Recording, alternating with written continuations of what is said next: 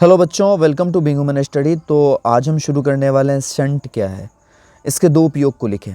तो देखिए, इसमें डिफिनेशन तो हो गया, इसका यूजेस नहीं है तो यहाँ लिख दिए हैं, it is a small resistance always connected in a parallel to save the electrical appliances from electrical damage. यानी यह विद्युत उपकरण को विद्युत क्षति से बचाने के लिए, यानी उसमें जो क्षति हो जाता है उससे बचाने के लिए हमेशा हम लोग इसको क्या करते हैं, समांतर यानी पैरेलल सीरीज में जोड़ते हैं, है ना।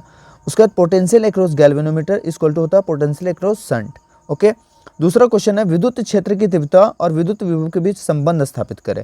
तो ये बहुत ही अच्छा क्वेश्चन है, इसको हम लोग समझेंगे रफ पेज पे। तो चलिए देखते हैं, समझते हैं। पूछा गया था तो उसके बारे में तो सवाल आता है कि relationship between electric field intensity and electric potential.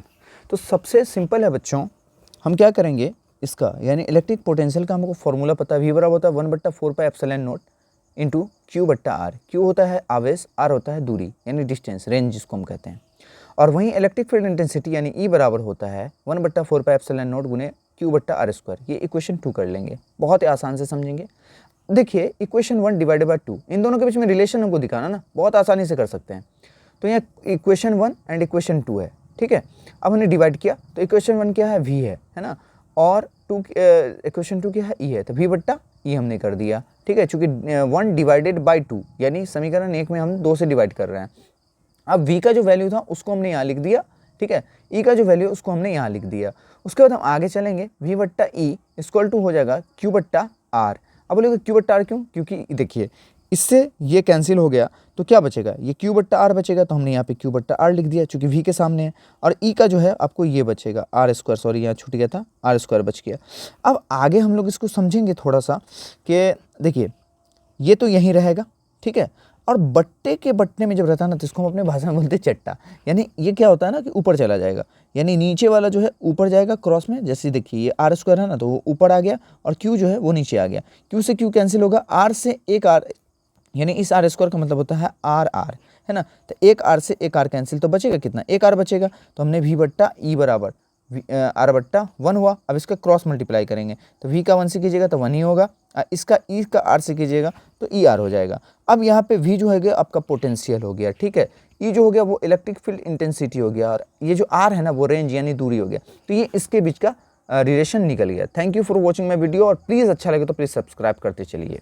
उसके बाद आप आते हैं तीसरा, define volume density of charge, its ऐसा यूनिट। देखिए बहुत ही सिंपल क्वेश्चन पूछा है, the charge flowing per unit volume is called volume density of charge. यानी प्रति इकाई आयतन के में प्रवाहित होने वाले आवेश को आवेश का आयतन घनत्व कहते हैं। तो इतना सिंपल आंसर है बच्चों, इतना सिंपल क्वेश्चन है, 2 मार्क्स में पूछा गया है। कूलम्स पर क्यूबिक मीटर यानी Cm माइनस Q, है ना, कूलम प्रति घन मीटर, ये इसका होता है यूनिट। ओके बच्चों, अगला क्वेश्चन है चुंबकीय क्षेत्र रेखाएं क्या है।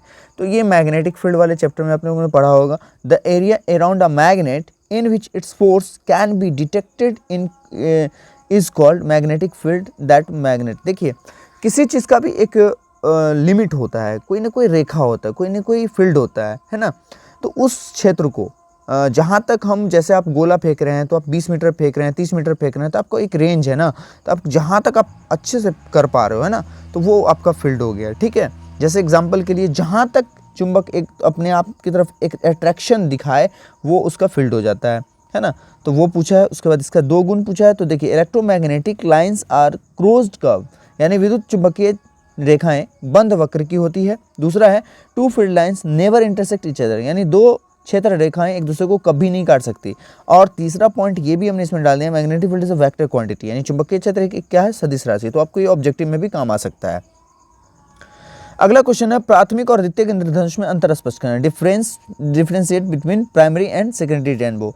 तो प्राइमरी रेनबो और सेकेंडरी रेनबो यानी जस्ट उसका अपोजिट। देखिए in this refraction occurs twice and refraction occur once, यानी इसमें 2 बार अपवर्तन तथा 1 बार परावर्तन होता है। और इसमें अगर पढ़ेंगे सेकेंडरी रेनबो में, पहला पॉइंट ये देखिए एरो के सेकेंडरी रेनबो जो है उसमें पढ़ेंगे in this refraction occur twice and refraction occur twice, यानी इसमें 2 बार अपवर्तन भी होता है, 2 बार परावर्तन भी होता है। उसमें क्या था, 2 बार अपवर्तन होता है लेकिन 1 बार परावर्तन होता है। अच्छा, प्राइमरी रेनबो में क्या होता है, इट्स ब्राइटनेस वेरी हाई, इसकी जो चमक होती है बहुत ज़्यादा होती है। फिर प्राइमरी रेनबो में क्या है, इट्स साइन इज डल, यानी इसकी चमक फीकी होती है। ओके, सॉरी इसकी चमक फीकी नहीं है, ये रॉन्ग पॉइंट है बच्चों। प्राइमरी डायनेमो का थर्ड पॉइंट जो है वो रॉन्ग है। This is the 3 step process, यानी यह 3 चरणी होती है, यानी इसके जो चरण होते हैं वो 3 चरण के होते हैं। It's as a red colour at the top in a purple colour in the bottom, यानी इसमें लाल रंग जो होता है वो ऊपर होता है तथा बैगनी जो है सबसे नीचे होता है। ये प्राइमरी डायनेमो। सेकेंडरी डायनेमो क्या होता है वो देख लेंगे हम। इट्स साइन इज डल, यानी इसकी चमक फीकी होती है। This is the 4 step process यानी यह 4 चरणी होती है, वो 3 होती है, ये 4 होती है। It has a purple colour at the top, इसमें क्या होता है सेकेंडरी डायनेमो में पर्पल कलर ज़्यादा यानी ऊपर होता है। And red colour is the bottom, यानी लाल रंग जो होता है वो नीचे होता है। तो ये बहुत ही सिंपल डिफरेंस है बच्चों, आप इसको आराम से लिख सकते हैं। अगला क्वेश्चन है विद्युत अनुनाद को समझाएं। तो देखिए यहाँ पे इसका डिफिनेशन हमने लिख दिया, आप आराम से बच्चों इसका जवाब दे सकते हैं, क्योंकि ये आपका सेंटअप है और हम बोर्ड पे है नहीं तो इसको अच्छे से समझाते। फिलहाल आप इसको उतार लीजिए और इसको बढ़िया से याद कर लीजिएगा और कल जाके एग्जाम में इसको लिख दीजिएगा। अगला, परमाणु के बोर मॉडल की 2 कमियों को लिखे। तो परमाणु ने जो 2 कमी दिखाया था वो यहाँ पे लिखा हुआ है, यानी सबसे पहले आप उसके बारे में परमाणु ने जब प्रस्तुत किया था वो लिख दीजिए। उसके बाद उनका 2 कमियाँ जो है वो यहाँ पे हमने लिख दिया 1-2 पॉइंट करके, आप इनको लिख दीजिएगा। उसके बाद आता है सौर सेल क्या है। तो ये भी आपका एकदम सिंपल है। A solar cell is a special types of over biased PN junction diode which convert solar energy, यानी बहुत ही आसान क्वेश्चन पूछा गया है। जैसे सौर ऊर्जा एक विशिष्ट प्रकार का अग्र अभिनत पीएन संधि डायोड होता है जो सौर ऊर्जा प्रकाश ऊर्जा है ना, सौर ऊर्जा यानी प्रकाश ऊर्जा जिसको लाइट एनर्जी भी कहते हैं, उसको वैद्युत ऊर्जा में यानी इलेक्ट्रिकल एनर्जी में कन्वर्ट कर देता है, परिवर्तित कर देता है। ठीक है। अगला, डी ब्रोगली तरंग दैर्घ्य का व्यंजक प्राप्त करें। तो यहाँ लिखा हुआ है E = h न्यू। ठीक है बच्चों, तो उसमें आपको डिफिनेशन भी दे दिया गया है, कोई इशू नहीं होगा। आराम से, बहुत इजी क्वेश्चन है, आप आराम से जवाब दीजिएगा। हम जल्दी कर रहे हैं क्योंकि और भी क्वेश्चन का सेट बनाना है, इसलिए आप फटाफट इसको करते चलिएगा। अगला क्वेश्चन है इसमें, प्रकाश के ध्रुवन से आप क्या समझते हैं। What do you understand by polarisation of light. ठीक है, तो इसमें 3 डिफिनेशन दिखाया गया है, पहला है, दूसरा है और तीसरा है। तीनों में से आपको जो बेस्ट लगेगा, आई थिंक हमको लग रहा है तीसरा वाला बहुत ही अच्छा है, जो कि लिखा, when normal light is pass through a polarisation filter the vibration of the coming out light waves occurs only in one plane, है ना। यानी जब सामान्य प्रकाश को ध्रुवन फिल्टर से गुजारा जाता है या फिर उसमें से ले जाया जाता है तो बाहर निकलने वाले प्रकाश के तरंगों का कंपन केवल एक ही तल में होता है, यानी इसमें जो कंपन होता है, वाइब्रेशन होता है, वो एक ही तल में होता है ना। तो इसको आप आराम से याद कर सकते हैं, यानी तीसरा पॉइंट बहुत ही अच्छा पॉइंट है, आप इसको आराम से कर सकते हो।